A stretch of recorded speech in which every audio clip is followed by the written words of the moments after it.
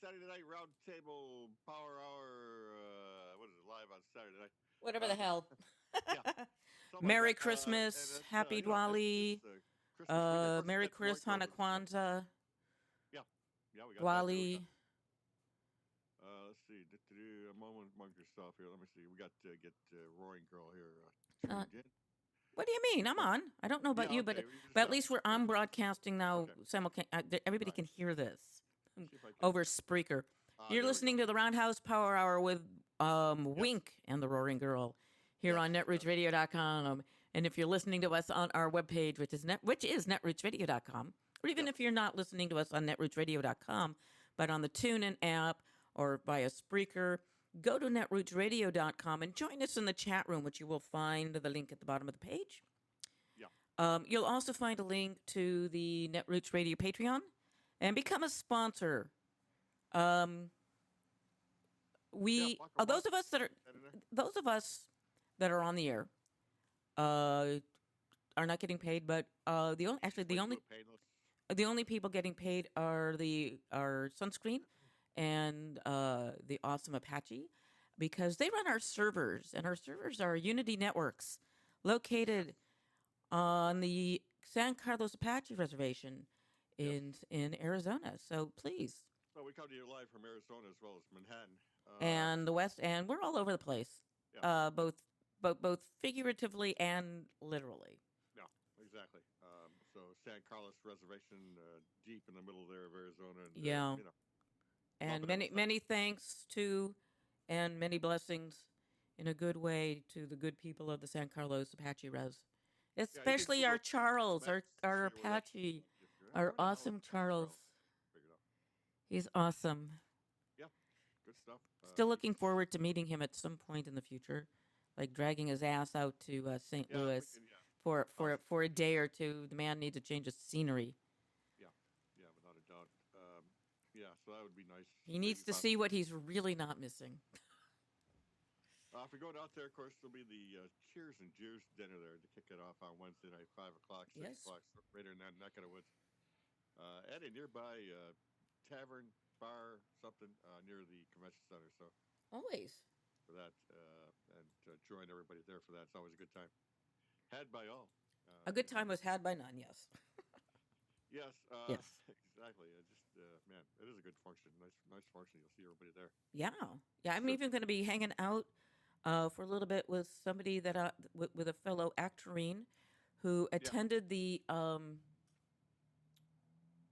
no, she didn't attend National Shakespeare Conservatory with me, but she was a student at the Roger H. Simon studio here in New York City, and I directed her in my first New York directorial debut, There you which go. was a wonderful little one act um, about an adulterous rabbi. And I sadly cannot remember the name of the lovely, lovely lady who wrote it. She passed away a year or so ago from complications from Morgellons, which people say may or may not be a real disease. But the last time I saw her, she was in really bad shape and said that she was dealing with Morgellons. So, Right. Yeah. That's it's just sad the way that turns out. Uh, as that's all these things. They say is this a disease? Is that a disease? Doesn't matter. The person. well, some neurological things, Yeah. because they don't have Yeah. any physical Yeah. manifestations. Right. Okay. It's like we don't believe somebody is disabled if we can't see them hobbling around, or they're in a Right. wheelchair, or they don't have a dog or something. We don't um, understand that there's a lot of invisible disabilities. Heart disease is an invisible disability. Person looks Definitely. Yeah. perfectly healthy, but they can't do a lot of walking. They Right. can't stand a lot. I have a friend of mine with that same. And I'm sure if they have a handicapped parking sticker plate, they catch all sorts of shit for not looking disabled. Yeah, you got to be hobbled over and. Yeah, I mean it's it's kind of sad. But how was your Christmas, Swing?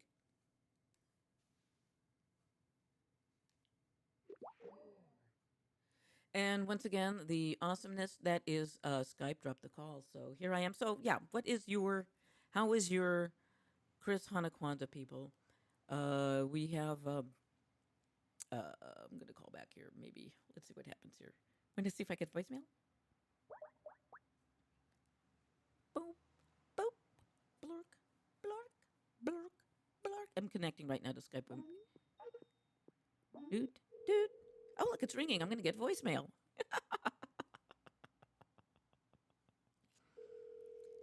Yeah, I'm getting voicemail. This is the joy of live radio, ladies and gentlemen. So, for my Hanukkah, I hung out with myself, my friends, and I got some awesome cards from friends and family. And for Christmas, I made myself a. Call has been forwarded to an automated voice message. Nah, it's not going to work. So I just didn't think I'd leave a message, talk over it, and all of that stuff.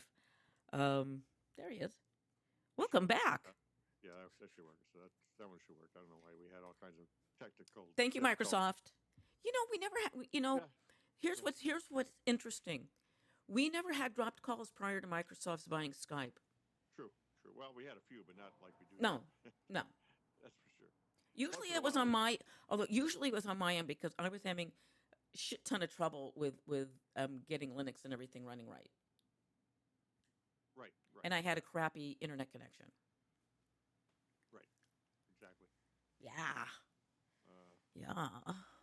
Hate when that happens, but it's always fun because it's live radio. So I don't know if you keep talking while you're dying to dial in, but I keep talking while I'm trying to call you back. Yeah. Dead air is terrible. Yeah. It's one of those deals. Dead air is terrible. 417-1454. That's how that happens. Yes. Of course. Yes. Christmas week, Christmas Day, Christmas yada yada. Well, the holidays were fun. I worked. I was working Thursday, noon to 4. Was very, very slothful yesterday. Slept and just basically try to avoid watching the never-ending showings of various movies. Yeah. Like the Christmas Story. Although there was the Doctor Who marathon. There was a Doctor Who. See, the Doctor Who marathon on BBC America. So it's a good thing that I finally got TV because there's stuff I can actually watch that I like to watch. Like this really great drama. I forgot what freaking channel it's on, but it's called The Royals. It's Bravo. And it's a great, great scripted drama.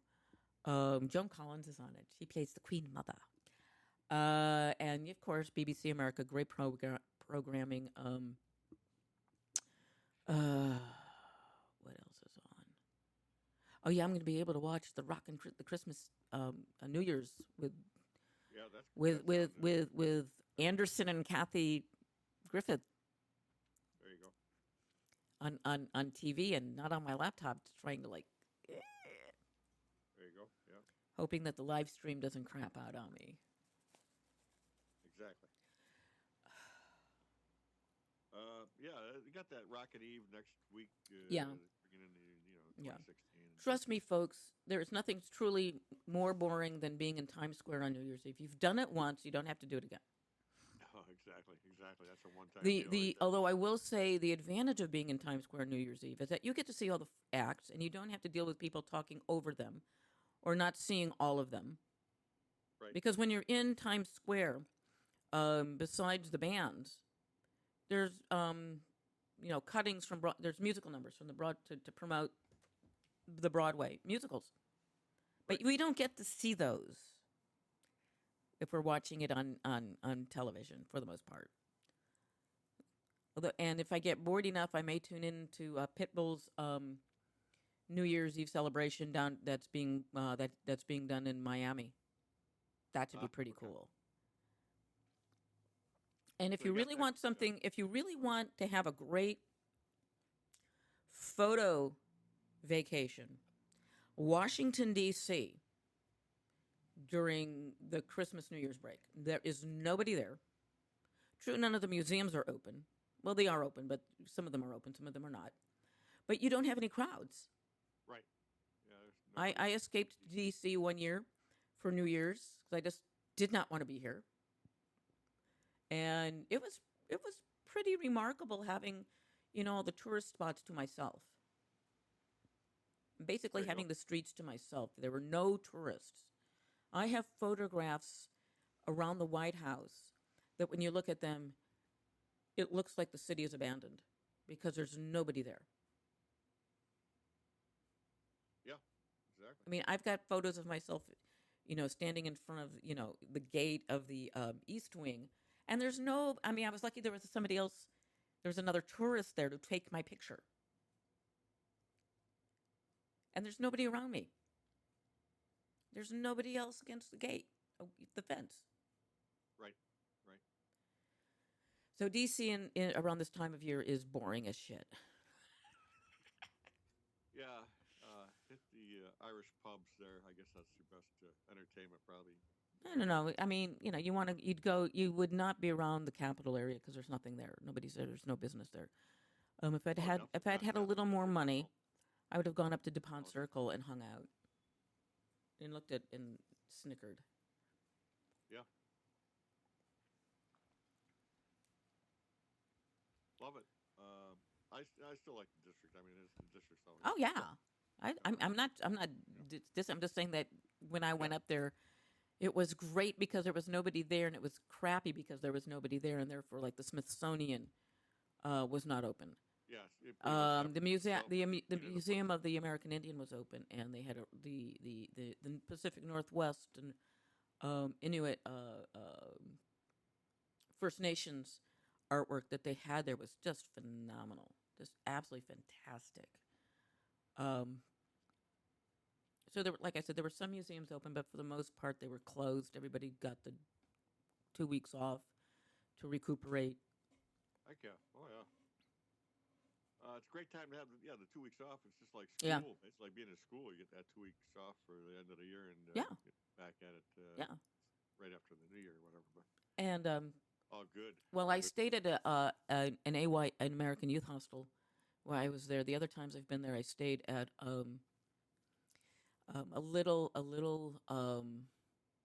hostel that was run by a woman from the Caribbean. She turned her home into a hostel. Very inexpensive, farther outside the downtown, so it was very affordable, Right like $25 a night, there you go. and you could come and go, like right off the bus stop. Um, I was there with a friend of mine, and we were there for when we were there for the rally for Sanity and or Fear. We could walk to the mall, and yet we were close enough to walk, but far enough away that we could take a bus. And this woman was just lovely. Back on our island home, I forget which one. She was a nurse, but she emigrated, bought this house, um, turned it into a small business, and we could not get a cab to get us to the train station afterwards. And Right. we're just like hanging on the line trying to get a cab so we don't miss our train. And finally, she says, she says she'll take care of it. The next thing we know, we were hearing a horn honk outside of the place we were staying, and she also was driving a DC cab. Ah, So she was okay. like working two jobs, running this small business and driving a cab. And she took us to the train. Lovely woman, man. It was just great. A lot of work right there. Yeah. Yeah. Yeah. And because it was outside of the normal confines of where most people would stay, we saw, there was like road construction where they were widening the roads and putting in public transit, but a lot of businesses that needed to be patronized because it was like a lower. I'm not going to say a poor black neighborhood, but more like a lower middle class neighborhood. Right. It appeared that everybody had jobs, but yet it was while everybody worked, it was still not so great that some businesses did not have to have bulletproof plastic to protect the employees. You know, Yeah. Oh yeah. so All it was good. yeah, it was a rather fun stay in DC. So Yeah. All the good stuff going on there. Uh, yeah, I've always liked it. It's always been a good time to be in that district yeah, for a day or two. One of the things I truly wish, because I enjoy train travel so much, is that Amtrak, if they wanted to get people to ride the rails and not really worry about the length of time it took to get from point A to point B, because seriously, spending a day and 12 hours on a train is a lot more palatable than spending 20 hours on an airplane. Hell yeah. You know, Hell yeah. is that they need to really upgrade their trains, the cars. I am old enough, and I'm sure you are, Wink, that you remember that when you took a train trip and you went into the club car to eat, you did not have prepackaged foods. You walked into the club car or the dining car, and you were walking into a small restaurant. Yeah, back in the day, yeah. And one of the things about the railroads is that they were renowned for the food. They had some great food. And today it's all, bullshit microwaved crap Like that's airline crap, overpriced. Yeah, sadly. Well, I don't know. Well, the difference It'd is on be the nice. airplane between a plane and the train today is that at least on a train you can stretch out. Yep, indeed. And the cars need to be refurbished. The seats need to be. When I came to New York in 1989, I came by train and it was a 3-day trip. It was a day and a half from San Francisco to Chicago, and a day and a half from Chicago to here to Manhattan. And what I remember about the Zephyr was that besides not a lot of people being on the train, is that the seats were broken. Yeah. And that I wanted to kill the guy who ran the snack Take the train snack every time. concession in our car because it was sort of like, okay, I have to be up this fucking early, so are you? Good morning, Amtrak. It's like, I'm going to go downstairs and kill you. I'm going to put you off the train the next time it stops. If you could go 100 miles an hour on train, rail, You can. take every time. Half the time. The reason they can't is because the trains are too old. Yeah, I know. Yeah, when it takes 12 hours to go 500 miles, it's just too much. But there is still nothing like traveling by rail. Yeah. It's just the time factor at this point. People don't have that kind of time to. I think it's getting to the point that people will start making the time to go by rail because it's just the waiting on these getting crammed into. Ladies and gentlemen, I am a short woman. I am 5 foot even, and we've when and the seat that I had in economy on what was it, United Express? Yeah. To Arizona, Phoenix, Arizona. I'm a small woman. I was freaking cramped in those seats. I could not move. I've got a bad freaking knee. It needs surgery. Time we got off that plane, my knee for a while would not hold my weight. And I am a short woman, and there was no leg room for me. No, you're cramped in there, no doubt about it. And this is what I'm saying. If you've got the time, if you're doing a 12-hour drive, you can do You should do a 12-hour train trip. It'll be much better than the 8-hour plane, no doubt about that. Yeah, and you don't have to worry about weather delays. You do, but you don't have to worry the way you do. You don't have to worry that if your flight is delayed, that you're going to miss all your fucking connections. And actually, one thing I think would be really great and would be a great way to integrate air and rail travel is if a rail and air hub was built. That would help. Where, say, for example, if American Airlines has to cancel flights due to weather, you can take your airline voucher and get on a train to your destination.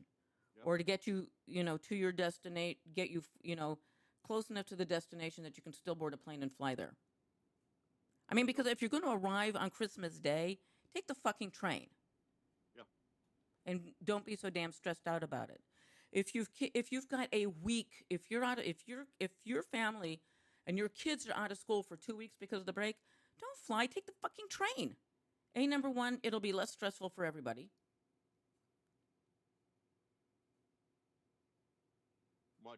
much less stressful. Airline travel today is just a pain in the ass for the most It part. is. It's. I mean, even if you're The flying, glamour, as they even say, if you are flying first class, it's a pain in the ass. Because even if you're flying first class and business class, you're still treated like cattle. You just your perk is your perk for first class. You get to board first and you get leg room, but you're still treated like fucking cattle. Yeah, you get a real glass for your drink. Other than that, not a lot of difference. And in business class, the same thing. Yeah. Other than that, forget about it. Yeah. It's a pain in the ass, no question. And most of it is, even before you get on the plane, it's a pain in the ass. So I mean, by the time you get on the plane, and then you find out you got no leg room and yada Yeah. yada yada. And I mean, I know in California they're building a bullet train, and people are going bullet train, but especially because it looks like it's being taken out to areas where it was sort of like when the Bay Area Rapid Transit was being built, they were kind of snickering at some of the places it was stopping. Yeah. But when the bullet train succeeds in California, both as a commuter line as getting people from Northern California to Southern California, without having to get off the train and fucking somewhere else and then get bussed into L.A. because Union Pacific won't give Amtrak right of way to actually enter into Los Angeles.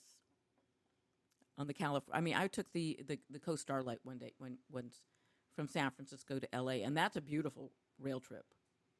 Because you leave San Francisco in the morning, by the time you hit San Bernardino, the sun's beginning to set. It takes all day for that particular train. Right. And it's a beautiful, relaxing ride. And it's you've got scenery to look at, But once the bullet train succeeds, I think it's going to show, that for the American economy, for us as Americans to move ahead, yeah, exactly. and for industry to move, and goods to be taken from the ports, stuff, the rails are going to have to be improved. And I'm segueing into politics here, because what people in the Congress don't understand, and I'm pointing at everybody there, is that when Eisenhower didn't build the freeways, get the freeway system built in order for Americans to go happily jaunting on road trips. It was built for the national defense.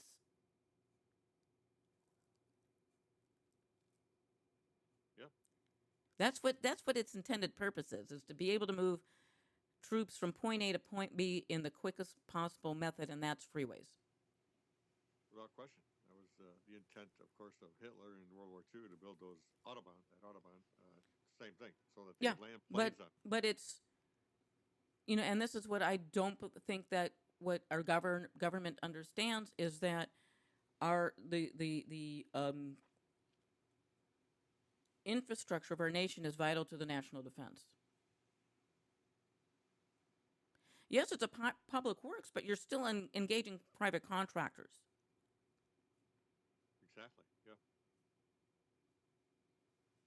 Yeah, I don't see any problem with that. Actually, the public-private thing there, the joint venture, whatever. Yes. Up until recently, it's always been a public. Up until recently, that's how it's always been, a public-private venture. Exactly. Yep. Without all of this bullshit. Yeah, it's commie. It's socialism. It's more feudalistic. Because if your roads break down, it's harder for people to move around, and so they're stuck where they are. For example, if you live in New York City and you don't drive, you're fucked. You're screwed. You cannot get out of the city because you are totally dependent on public transportation. Yeah.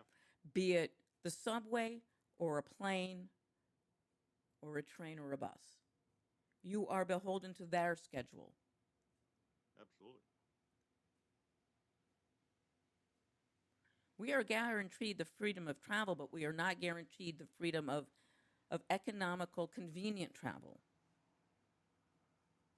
No, nobody said it was going to be cheap. They just said if you can afford it, you can go, I guess. But whatever. But well, no. Even if you couldn't afford it, you were at the time you could walk to wherever you needed. You could walk, or you could, say I'll work for you for 5 years, just so I can get out here. Yeah. Exactly. So that you learn to trade and get the hell out of there.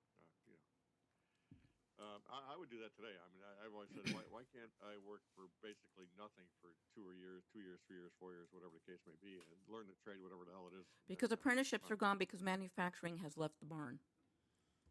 Yeah, no, that's a big factor in it, no doubt. Thanks, Ronald Reagan. Any trade, media, whatever, multimedia, media, yada yada. It's left the barn because Yeah. today they call your apprenticeship an internship. Right. And they don't have to do shit for you. Right. No benefits, no nothing. And if you're older than a college student, tough shit. Yep. And you're listening to the Saturday Night Round Table Power Hour with Wink and the Roaring Girl. Give us a call at 417-717-1454. Exactly. 417-717-1454. It's the holiday weekend, so yeah. Nobody ever calls us anyway, but week, so I don't know what the hell's going on politically. we need to push this more. We need to get people calling. We need to make this a call-in show. Yeah. So if there's anything politically going on, if Bernie Sanders is dead in the water, or whatever, he's not. He'd actually beat Trump. Yeah. Okay. But other than that, I haven't read about ISIS. I haven't read about Jack as far as politics or anything like that. So I don't know what's going on. Well, from what I have been reading, I have this app on my phone. It's called Breaking News, and you can set yourself up for alerts. And what's going on with ISIL is that we're not hearing about it because it undermines that whole we need to be afraid of these folks, is that they are being driven from Ramadi. Yeah. They've been driven from two cities that they held. So right now they're at a psychological disadvantage as a organized force. What we need to be aware of is that we might break them as a governing force, but they're already established as, the new IRA. Forgive me for saying that, but they will be, organizing terror attacks around the world is their next step. Yeah, but we'll probably see some of that too. But they're also discovering, too, I think what's very interesting, as opposed to all of the hand-wringing and fear-mongering that's being done on the extreme right and some on the left, because we've got extremists on the left that aren't really happy about, we're not all, well, we're not all in lockstep on the left. There's no question no, about that. and that's a good thing. And actually, everybody in the Republican Party aren't all in lockstep.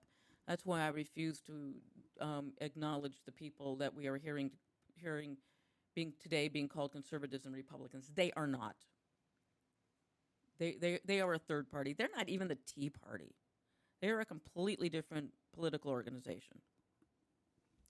Is that I am pretty sure that there were a lot of people that were hoping that the mass shooting that took place in San Bernardino, in which a friend of mine lost his life, saving other people's lives, would make everybody shake and quake in fear and all this, but it hasn't. I mean, there's more outrage about the ease in which people who should not have weapons get them. There is more outrage that people in the Senate and House blocked a bill that would have prevented people on the watch list and the no-flight list from being able to purchase guns because, there's some people that don't belong on there. So for the sake of those people that are on there erroneously, of which there are people, I mean, Gore got on the list. I mean, other people have gotten on the list. Infants have gotten on the list. I have no idea what the no-fly list is or who gets on. Exactly, and how you get off of it. A lot of it has to do with names and does this person, and middle names and all of this and whatever information, Right. You can't fly. But because there are indeed people who are on that list in error, the argument is they should not be denied their right to bear arms. So because of the people that are on the list by mistake should have the right. That means you are saying that everybody on those lists technically is on there by mistake and therefore should have the right to bear arms. If you're on that list and you think it's false, yes, it's like a pain in the ass to get off the list, and and you have to jump through a lot of hoops. But you want to know something?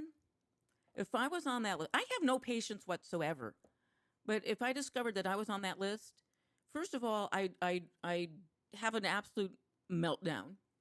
I'd be furious and all of that, and then I'd see about getting myself off of it, and jump through whatever circus hoops and burning hoops were necessary.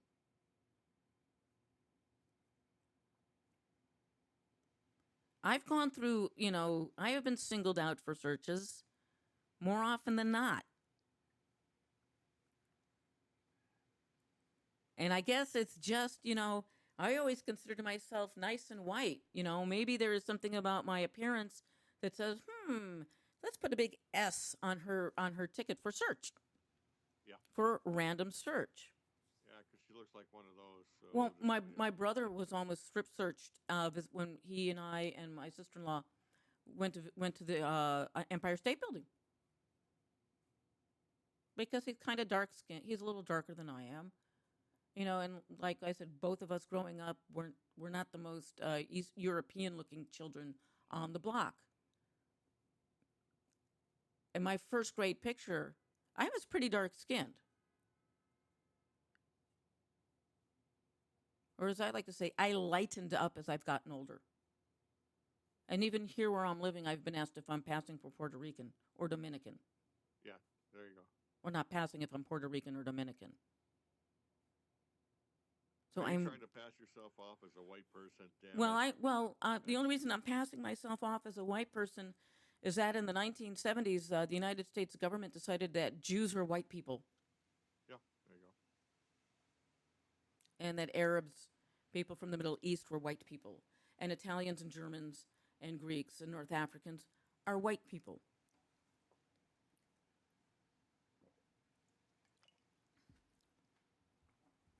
So my question for today is, if Omar Sharif were alive and up for the role of Pharaoh in, the Ten Commandments or something, would he be allowed to be cast because of his name, or would they be upset because he wasn't dark skinned enough as an Egyptian?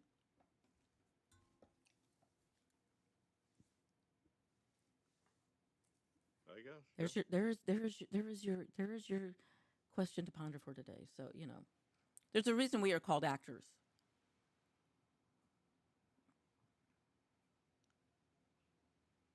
So there's that. Yeah. Yep. It's kind of like my favorite question is, the American composer Louis Moreau Gottschalk was a Creole, and prior to the Civil War, the Creoles were considered white. After the Civil War, they weren't.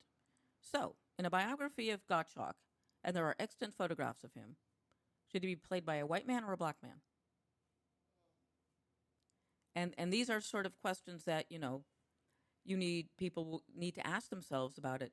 I forgot what movie it was, but people were upset. Oh, The Martian. People were upset that it was a white person playing the character with the last name of Park, because they were all saying, "Oh, Park is a Korean name." Not necessarily.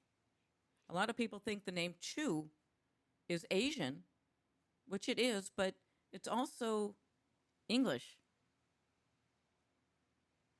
So,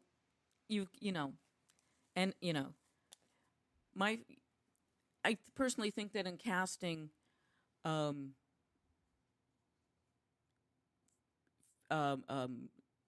musicals and plays that aren't set in historical time frames, or within certain time frames where the politics were such that Stanley Kowalski could not be a black man and be married to a white woman in New Orleans, it shouldn't make any difference. The best actor should be cast no matter what. I grew up with colorblind casting in the school district I lived in, because if I didn't, a couple of the schools would not be able to do plays. And I saw colorblind production of You Can't Take It With You, and it was no fucking big deal here in here in New York, it's a big deal that they've got a mixed race cast. It's a colorblind cast. Big fucking deal. I grew up with it. It shouldn't be a big deal. An actor is an actor and an actor, and the only time ethnicity should come into it is if the play is specifically written about that group. Yep. Or a specific I could not, character, yeah. you know, it might be interesting to see a black, you know, Master Harold and the Boys done with, you know, a black child playing Master Harold and the rest, everybody else being white. Just flip that concept on its head, even though it takes place in South Africa.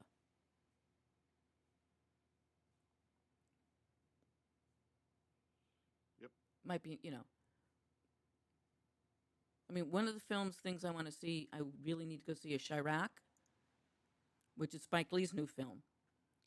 And it takes place on the south side of Chicago. And it's an adaptation of Lysistrata, where the girlfriends and wives of gangsters on the south side decide no more sex until you stop killing each other, which is the premise of Lysistrata.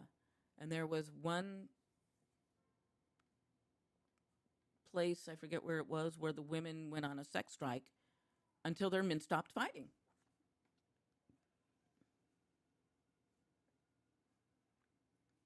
I mean, I've only seen clips of Chirac, and I really like what I've seen. I really like it. Spike Lee. Yeah. Oh, you Yeah. can't go wrong there, number one. Yeah, he's a He's brilliant. a good director, no doubt about it. He So is going to that's be one of coming the. out soon? He's going to be one of those producer directors that will be given a life achievement award Oh, no question. just for the Yeah, the body of work is. the body of work in a lot of times is a lot more important than the individual Academy agree. Awards for a director producer. Yep. Because there are mean, so many everyone- careers that are ruined by getting an Academy Award. You know, Leonardo DiCaprio should be happy he hasn't received an Oscar yet. He should, yeah, Because he's doing some phenomenal work. I haven't seen The Revenant. I don't know if I want to see it, but I'm hearing extraordinary things about his work in that film. He hasn't, you know, if he had gotten an Academy Award for Titanic, he would have been stuck his agent would have been trying to replicate that Oscar with Yep, similar roles. And then you take a look at everything that he's done. And he's done some incredible films. Yeah, he's done great. He is a great actor. I think He's a wonderful actor. I think when I saw him in Titanic, I thought he was just a pretty boy, but yeah, and then he did Great still- Gatsby, which I really liked. Inception was a very interesting film. But like I said, I've heard some incredible things about The Revenant. Yep. Um, Should be fun. and it's also good to see that they're going back to storytelling in the movies. Indeed. Yes. You know, instead of like, hey, let's do a sequel for the European Much more market, because important we than know just we know the star. sequel here won't do well, but boy, will it do well in Europe. Yep.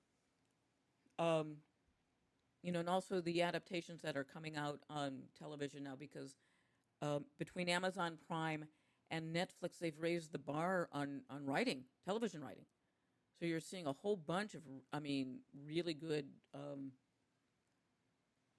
character-driven shows, especially like I've been talking about. Childhood's End was a wonderful adaptation of Clark's book.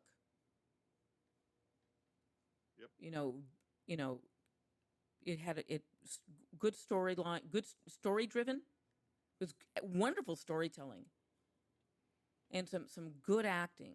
That was followed by The Expanse, good storyline. You know, really good acting, and not dependent upon, you know, the special effects. Right. It's character driven. I see it more as a Philip K. Dick style of story, more than, you know, Game of Thrones in space. No, I see it more as the type of storytelling Philip K. Dick tells in his books. Yep. I'd like to see more of his stuff adapted into film. You know, it's coming. It's getting there. I'd like to see Robert Heinlein, Heinlein, some of his work, shows, plays, books adapted. Delaney's works. You know,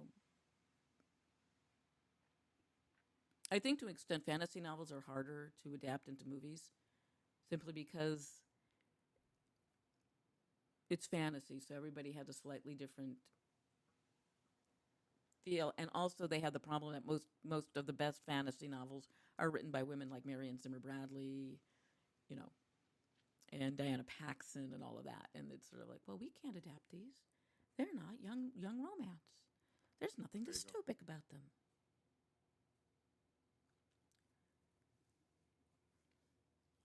Yeah. So I mean, yeah, movie quality obviously going to be up. I think, it has come up quite a ways in the last Well, couple 3 years, well, really. like I said, they have to start telling stories because people just don't want to go for the CGI. They get bored with it.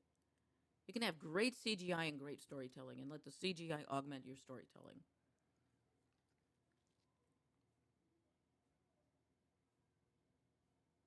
Right. Yeah. Oh, yeah. No question.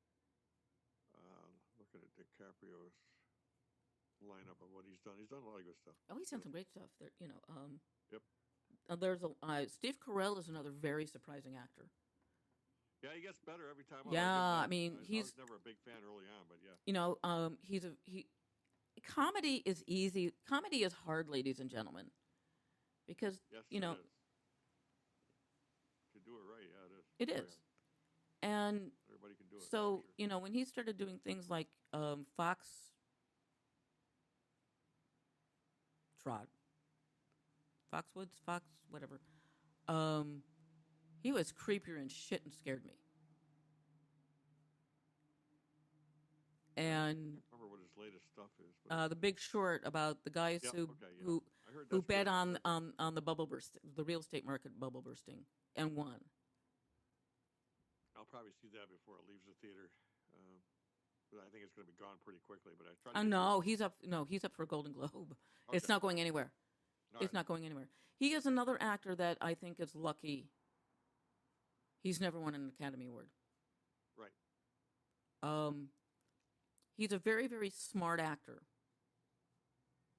He's a, if you can survive and get on the main stage at Second City, you've got it. And you take a look at the people, at the actors, directors that have come out of the Second City. Besides all the people from Saturday Night Live. Right. And then you take a look at the body of work that the folks from Saturday Night Live have done. Yep. Not bad. Except maybe for Adam Sandler, who keeps, shitting his Yeah. bed. I But just, he's never one been joke, a and fan. he's not funny, Yeah. and he's, I don't get the whole Adam Sandler thing really. I just why is anybody paying attention to this? But who knows? he's done maybe one or two decent movies, I guess. But Yeah. for the most part, been pretty You bad. take a look at the women that have come out of Saturday Night Live, like Tina Fey, Amy Poehler, Rachel Dratch, some incredibly wonderful women. And same thing with the guys. Will Ferrell, Yeah, he's absolutely. very funny, but he's done some really remarkable non-comedic work. He, in my opinion, would make a good Philip K. Dick um, character.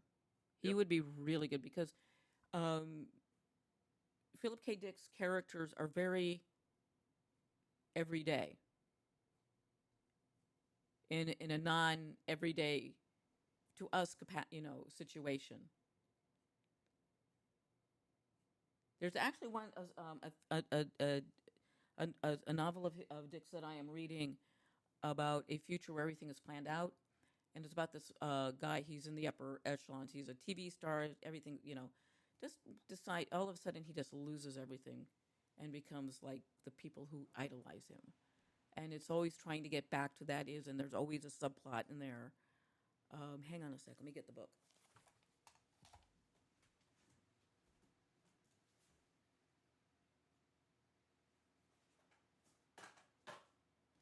There you go. 417-771-4454. Yeah, the title of the book is called "Follow My Tears," the policeman said,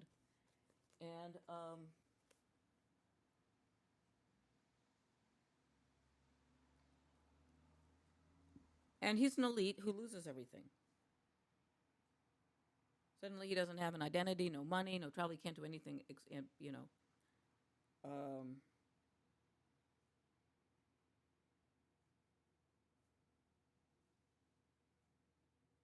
that's about all because I can't read everything, um, but it's a really good story, and I think it would be a great adaptation into either a sci-fi series, miniseries, like they did with Childhood's End, or a film.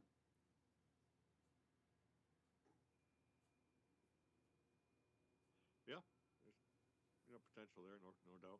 Yeah, Philip K. Dick stuff had. I mean, like I'm saying, the science fiction of the of for me of the 60s and 70s and it would make and earlier would make great adaptations. Would be wonderful to go in and screw whether or not the physics can happen, because that's half the fun. That's why it's called science fiction. It's Because stuff. you know Enjoy the heck out of it. I love you, Neil deGrasse Tyson, but you totally screw the time machine because you would say it's impossible. Big deal. It doesn't need to be, the physics doesn't need to be correct. It's fiction. People can do with it what they want. Oh, the science is bad in this. Doesn't matter. Yeah, it's not. It really doesn't matter if the science is bad or not. Some good stuff on the Sci-Fi Channel, even on regular cable TV. That's what I'm saying. Childhood's End was broadcast on Sci-Fi. Expanse is really, fun. really good, The Expanse is Yep. on Sci-Fi. Yep. And they've actually got some really doing a good good. job. They've got some really good programming on Sci-Fi. They do. I give them a lot of credit. I thought I will take them to task for not having enough. My feeling is now with television and all this nonsense, is that if you don't have enough content to fill a 24-hour cycle, don't fucking run for 24 hours. You don't need to. Yeah. Just be on the air 12. Fill it with good 12 hours instead of Yeah. crap. I mean, when I'm trolling through the hundreds of channels, Yeah. I'm seeing the same channels running the same fucking broadcasting. But what they do is Crap. they put certain channels so far down the lineup you have to troll through all the other, duplicate, Oh, yeah. USA, NBC, and all that. You've got to troll through it just to get to CNN. Right. At least NBC is close up. And you actually have to troll for Fox on Time Warner Cable. It's right around the same area as CNN.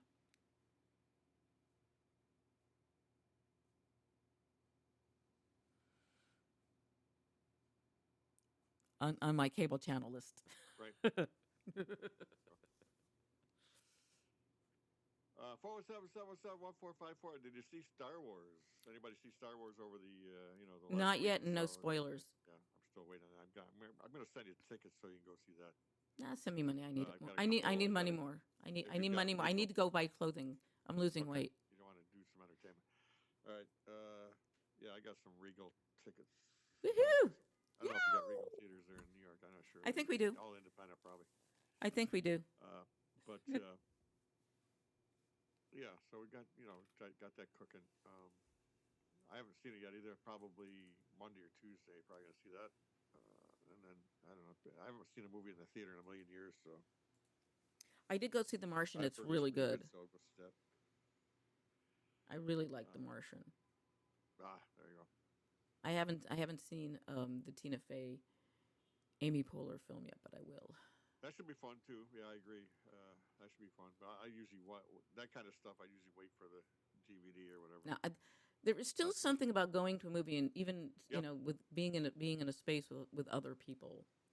I agree, but when you're talking $12 for the ticket and another 12 for popcorn, you got to kind of, well, at least at my pay level, you got to pick and choose, I guess. But Yeah, well, so do I. But I think everybody I'll does, wait and on that. you want to see what appeals to you, what actors you like. Yeah, Um, that kind of thing. yeah. Or genre, whatever. So yeah. But yeah, that those two work together pretty well from Saturday Night Live days, so it should be fun too. Oh, they work wonderfully well together. They are probably going to be the most successful comedy team Yeah. in decades. In quite a while, yeah. Well, since Lewis and Martin. Yeah, it's been a while since they've had those kind of movies, and they could. Or make a actually, bunch I'm of going to them. say they're probably more successful than Hope and Crosby. Because Hope Yeah. and Crosby were wildly successful. Yeah. Their Bunch of- movies you know, They cranked out 2-3 movies a year, no problem. the road films hold up so much better than the comedies of Martin Lewis. Yeah, no doubt about that too. That's for sure. Good stuff. And I can't, I really can't think of too many other comedy duos, comedy teams that around much after the '60s, I guess. But because after that, it was pretty much individuals and stuff, and not really duos back in the day. Well, But, well, after a while, I mean, sort of like the Three Stooges started out as the comedy fodder for another comedian. right, yeah, it And did, they kind eventually of a warm-up act kind of thing. no, they were part of his act. I can't remember the Okay, actor. yeah. I cannot remember the vaudevillian's act, Right. the name, but it was so and so in his Three Stooges. Yep. But eventually, the Stooges outshone Yeah. the guy they were playing second banana to. Right. And in some of their earlier films, when they were like stuck into mainstream films, they didn't do any of that ridiculousness. Didn't do any of their shtick, but they had other talents. There is one film in which they're singing in 3-part harmony, so they were doing other stuff. And even in those films, they were still working with their straight man. Right. And eventually, their comedy evolved up into like the late 50s or so, into no plot, all physical comedy, poking in the eyes and stuff like that. Which is where they started losing me, because I like this. I love their comedy. I think they were brilliant, because it really took a lot of rehearsal to make sure that your timing was right, so you didn't lose an eye when you were being, and make sure that you weren't in the path of the fingers. These guys could have like damaged themselves with some of the stuff that they did. Yeah, I was surprised they weren't laid up for weeks after doing Yeah. one movie. And we don't. And what happened is that the industry evolved out of team comedies with two comedians. That's why you didn't have, a contemporary Laurel and Hardy. That's why you don't have any screen duos, like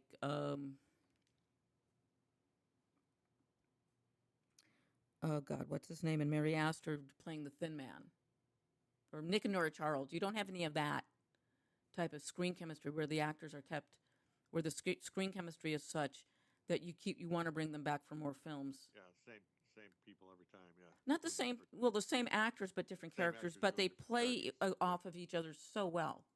Yep. I mean, even in the westerns, you would see actors with great chemistry continually teamed up with each other. That's the way to do it. Yeah. Hey, why not? It works. If it works, it works. I have no problem with that. And like the last, who are the, great comedians like Lucille Ball. She was brilliant. Yes, very much. She was a Yep. gorgeous woman who did not object to making herself look ridiculous. Right. Another actress who did not object to making herself look ridiculous was Raquel Welch. Because in The Three Musketeers, she took a huge pratfall in that film. She did some huge physical comedy in that. Right. Most, but Good stuff. we're going back to good storytelling.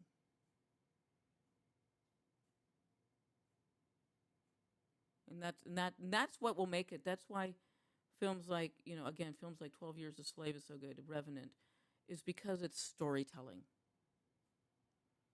People want to get lost in the story, and if the effects and the special effects should bring you into that story, the music should bring you in. It's kind of like why I had a little bit of a problem with the music in Gatsby. They set it in the 20s, but the music was not appropriate to the period. Right, And the music, well, it was like some great music. Great Seriously Gatsby. great music. And done in that style, it still pulled you out of it. Which is telling your audience you're too stupid, you're too ignorant to appreciate the roots of the music you enjoy today. That's right.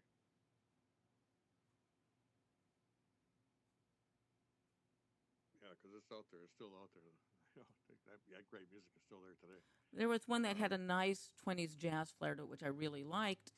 But some of the other music sort of pulled me out of the story because I was so aware that it was, you know, too contemporary. There you go. Yep. But Looking forward to it. Looking to some movies this year that I maybe haven't had a chance this last couple of years to see. So we'll see some at the yeah, theater this next couple of years. So yeah.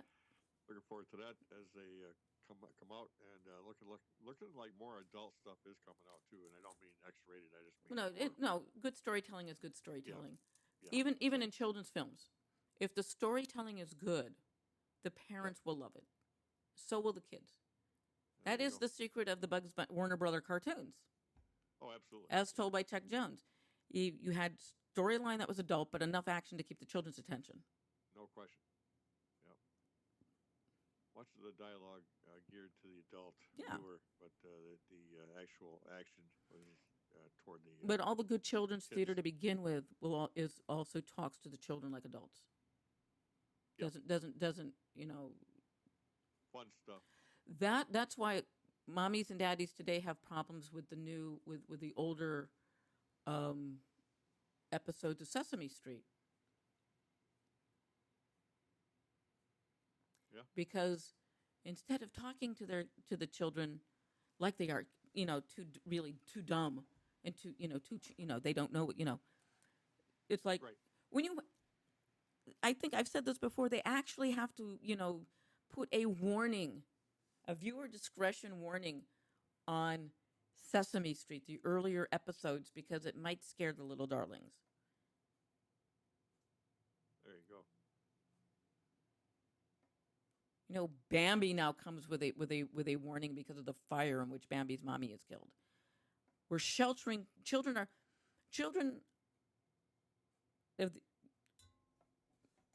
Are being sheltered a little too much, in my opinion. Yeah. That could be Suburban there. kids are being sheltered. Right.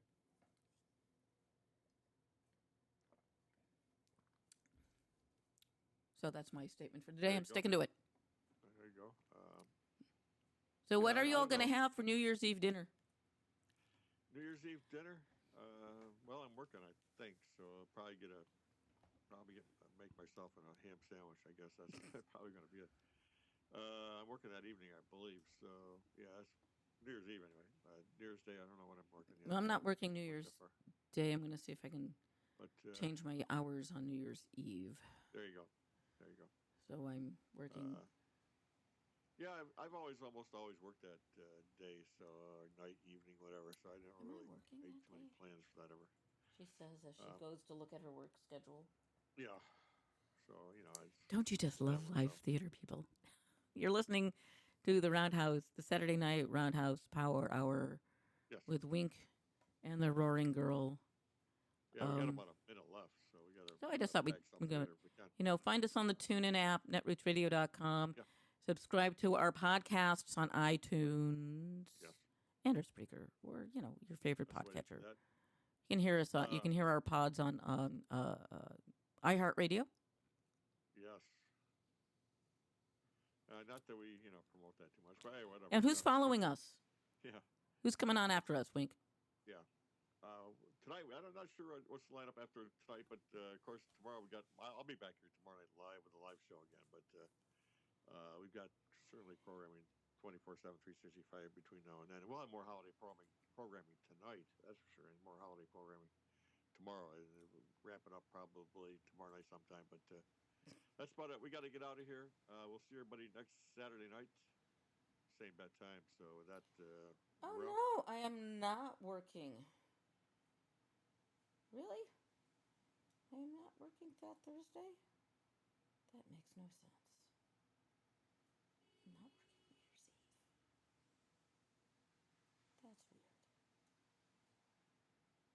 Anyway, have a good night, everybody. Are we out? Okay. One moment, please.